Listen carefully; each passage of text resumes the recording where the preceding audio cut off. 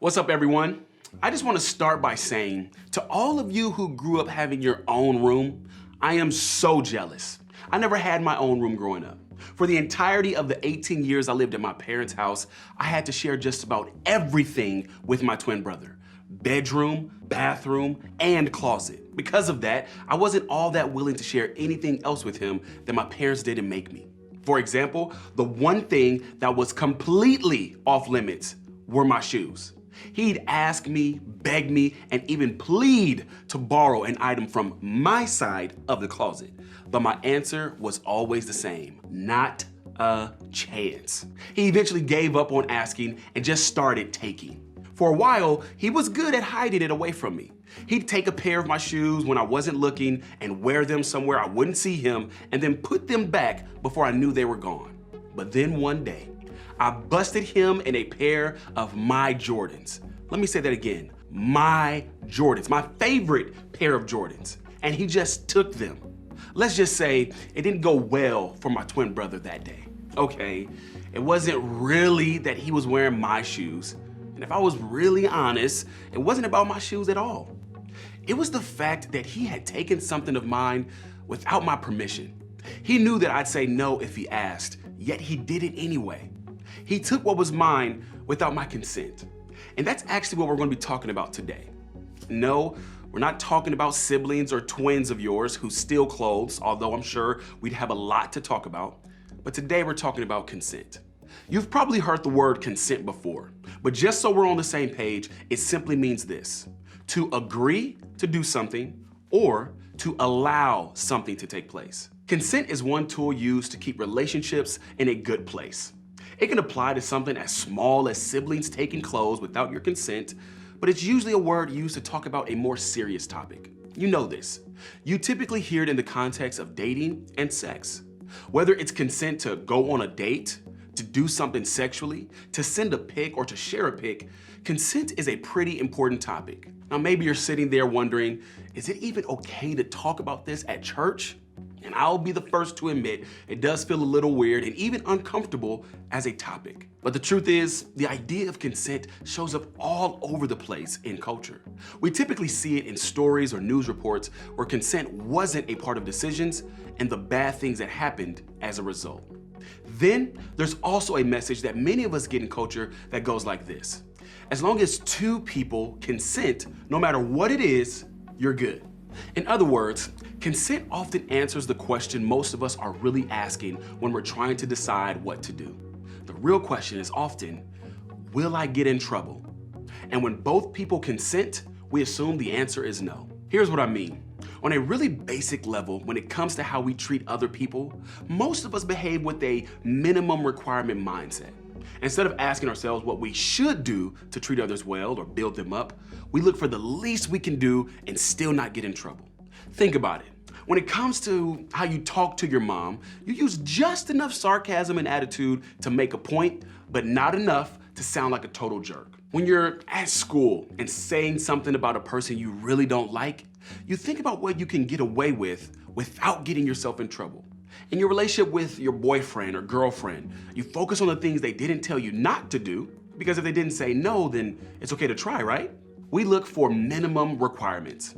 As humans, our temptation is always to do the least amount of good behavior that we should and the maximum amount of bad behavior that we can get away with. Some of you know this because you've spent time with someone trying to test the limits of what they can get away with. Maybe you've been asked to send pictures that you didn't want to send. Maybe you've received pictures that you didn't want to see. Maybe you felt pressure to go further sexually than you wanted to. Maybe you've been forced or guilted into behaviors, sexual or not, that you didn't want to participate in. Maybe you dated a guy who consistently talked down to you or called you names. Maybe you dated a girl whose actions made it difficult to trust her. If you've been on the receiving end of this kind of behavior or pressure, and what you wanted wasn't considered, you don't need me to tell you how bad and confusing it feels. And whether you consented or didn't, you know those kinds of requests bring up a lot of questions, sometimes even pain or regret. Now, don't get me wrong, consent matters. If you ever had something happen to you, big or small, without your consent, you know how horrible that can make you feel. When I think about the story of my friends, the students, and the adults I know who've been in similar situations, I find myself with the question, is consent really all that matters? When it comes to your dating life as a mature person, you have to answer this question because it will drive so many of your decisions. And if you're a Jesus follower, this is an even bigger deal. I'm not just talking about whether to have sex or not. I'm talking about how you treat people, what you ask for, what you try to talk others into, and what you try to talk them out of. That's why we're talking about this today. And as we do, I think you'll find that consent matters. But it's just one piece of a bigger puzzle. And I think changing just one word in how we talk about consent, sexuality, and dating could clear up so much confusion and prevent so much pain. And that's why we're talking about this today. I want to look at a passage in the Bible today that I think will help in this conversation. It's from a letter written by a guy by the name of Paul. In this passage, he talks to a group of Christians who lived in Rome. And here's what you need to know about Paul. Paul was passionate about Jesus followers treating each other well. So a lot of his letters focused on that. At the time, Christianity was brand new. A lot of people were hearing the name Jesus for the first time. Back then, people didn't even have preconceived opinions about what it meant to be a Christian like they do today. So the best way for people to judge what they thought Christianity was all about was to look at the people who claimed to follow Jesus. Those people would give the world an idea of what this type of faith was all about. In other words, the reputation of Christianity depended on the way Jesus followers represented him to the rest of the world. With that in mind, here's what Paul wrote to them.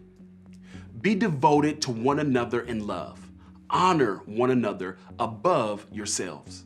It might seem like a basic how to treat people idea to us living in this century, but Paul was writing in the first century to people in a culture where everyone had to look out for themselves. People didn't look out for each other and protect each other, which actually may not seem all that different from what you experienced in high school. You know what it's like to be in a class, on a team, or in a friend group where everybody only cares about themselves. Now imagine an entire world that operated in that same manner. And to that world, Paul is saying there's a better way to live, and he had a good reason. But Paul consistently told people that Jesus demonstrated a new way to live. In Paul's world, it seemed crazy to suggest honor as the new standard. But for Paul, Jesus changed everything. And Paul was so committed to Jesus that he boldly and passionately affirmed this message. Value people for who they are, what they want, and what they don't want. That is the Jesus standard of behavior. And I personally love the word that Paul used here. It wasn't just consent, it was honor. Honor is just another way of saying to show respect. If you respect someone, you do so much more than just the bare minimum. You do the best for them in every area, including areas of consent. If you've been in a situation where you didn't give consent and you're wondering why it feels as bad as it does, this is why. Because you weren't honored or respected. You were devalued. And that wasn't how God intended for you to be treated.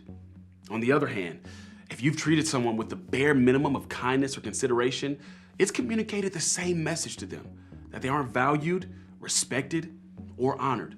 When it comes to the way we treat each other, especially those of us who follow Jesus, we're called to so much more than just the bare minimum requirements.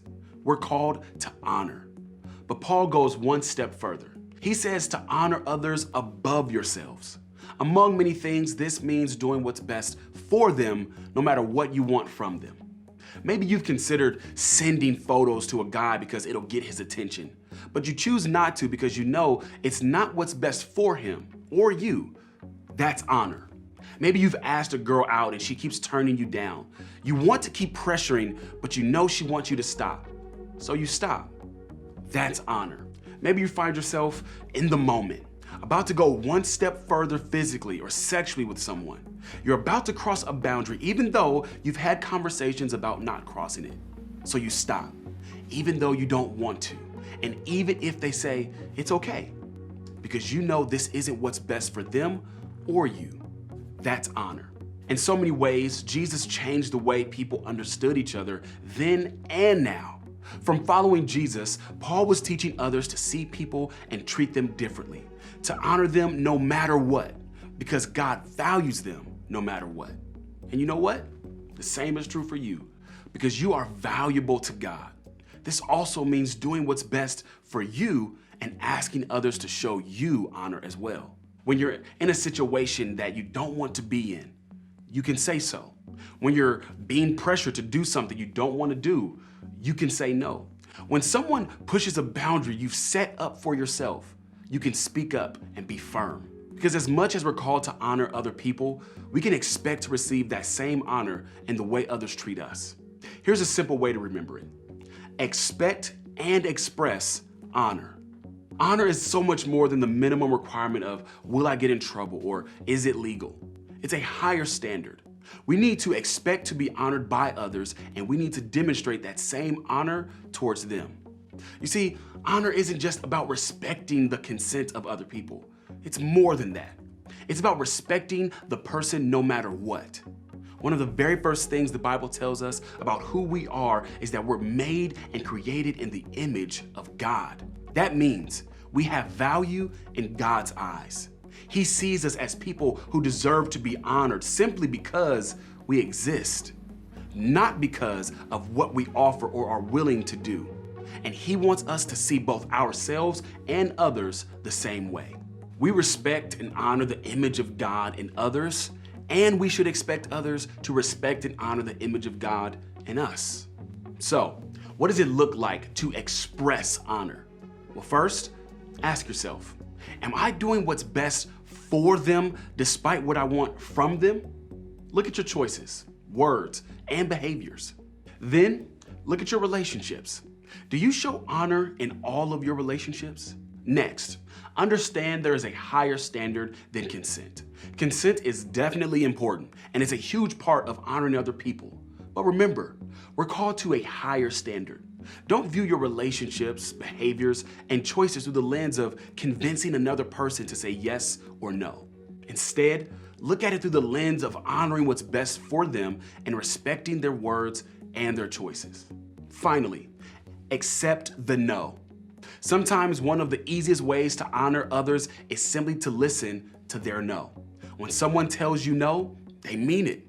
So honor them by stopping right then and there. In addition to that, sometimes you need to pay attention to the no that you feel in your conscience. Even when you want to say yes, even when the other person is saying yes or isn't saying no, this can be the toughest arena to accept the no.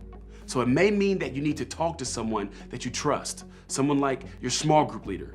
It's a great way to get the support and accountability you need to help you express honor to both yourself and others. So that's what it looks like to express honor. So what does it look like to expect honor? Well, first, practice saying no. If you can practice saying no to small things you don't want to do, like watching a movie you don't want to see, hanging out with people you don't really want to hang out with, or eating something you don't like, it will help you feel more comfortable saying no when the stakes are higher. You'll become more confident at using your voice to express what's not okay with you. Next, decide how you want to be treated. Determine right now what honor looks like to you. Set the standard for what's okay and what's not when it comes to how others treat you. Then tell someone you trust, someone who can look out for you and make sure you're getting the honor that you deserve. Pre-deciding will help you stick to your standard and help you recognize when you're not being honored. Lastly, speak up. It's possible that some of you have asked to be honored and not given your consent, but your voice wasn't respected. And because of that, you're dealing with things like guilt and shame, anger, and even secrecy. First, I want you to know that I'm so sorry that that has happened to you. And this is a safe place to talk about it with someone like a small group leader or a trusted friend. What was done to you wasn't honor, but you need to know that you still deserve to be honored. You should still expect honor in light of those things. One of the best ways you can expect honor is to speak up now and share what has happened to you with someone you love and trust. Someone who wants to honor you by helping you through this experience in your past. Now listen, I get that every dating situation, every late night text thread, and every relationship is different. And I get there's no way we could talk about what honoring means in every situation. But that's why small group is so important this week. Small group is a place where you can talk about real life situations like these with friends and an adult who cares about you. So, as you head out, I want you to think about this question. What does it look like to expect and express honor? Sometimes a topic like consent can make us feel uncomfortable or even confused about what we're supposed to do. That's why I want you to think about the word honor. Imagine if we all did this. Imagine if the person you're dating or the person you're going to date took this message seriously. Imagine if your ex took this seriously. Imagine if your friend's boyfriend or girlfriend started to honor them and expect honor from them. So many of our relationships would be better because of it.